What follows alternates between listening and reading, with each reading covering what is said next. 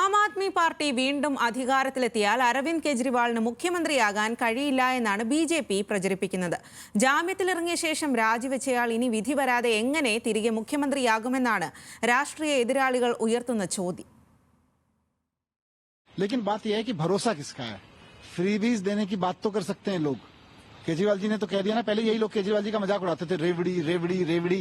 केजरीवाल जी ने कहा हाँ मैं रेवड़ी बांट रहा हूँ, मैं दोस्तों को रेवड़ी नहीं बांट रहा, मैं जनता को रेवड़ी बांट रहा हूँ.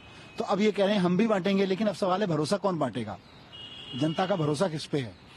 जनता का भरोसा केजरीवाल जी पे है.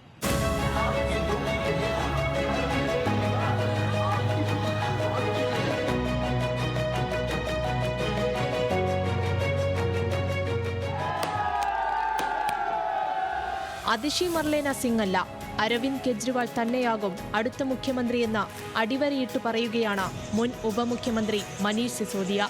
സിസോദിയയും കെജ്രിവാളും അതിഷിയും മത്സരിക്കുന്ന ഈ തെരഞ്ഞെടുപ്പിൽ മുഖ്യമന്ത്രി സ്ഥാനാർത്ഥിയെക്കുറിച്ച് AAPക്ക് സംശയമില്ല, അത് കെജ്രിവാൾ തന്നെ.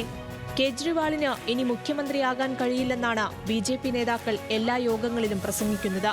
സുപ്രീം കോടതി ജാമ്യം അനുവദിച്ച ശേഷം രാജിവെക്കേണ്ടി വന്നയാൾ ഇനി വിധി വരാതെ എങ്ങനെ അധികാരത്തിലെത്തും? ഇതാണ് AAPക്ക് നേരെ ഉയരുന്ന ചോദ്യം. मैं आतिशी ईश्वर की शपथ लेती हूँ कि मैं विधि द्वारा स्थापित भारत के संविधान के प्रति सच्ची श्रद्धा और निष्ठा रखूंगी. സുപ്രീം കോടതി പറഞ്ഞിട്ടായിരുന്നില്ല കെജ്രിവാളിന്റെ രാജി. ജാമ്യം കിട്ടിയ ശേഷം രാജിവെക്കുമ്പോൾ ഒരു പ്രഖ്യാപനമാണ് കെജ്രിവാൾ നടത്തിയത്.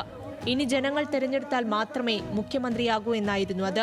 പാർട്ടിയുടെ മുൻനിരയിൽ ഇപ്പോൾ 4 നേതാക്കളുണ്ട്: കെജ്രിവാൾ, സിസോദിയ, അതിഷി, പിന്നെ മുൻ MP സഞ്ജയ് സിംഗും. ഇതിൽ അതിഷി ഒഴികെ 3 പേരും ഒരേ കേസിൽ ജയിലിൽ കിടന്നവരാണ്.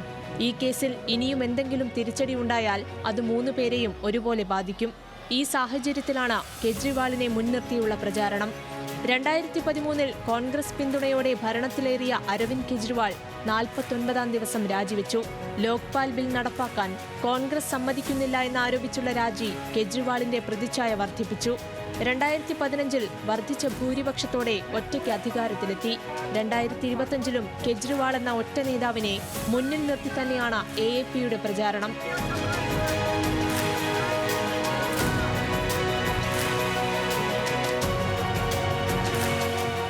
Election desk, news Malayalam.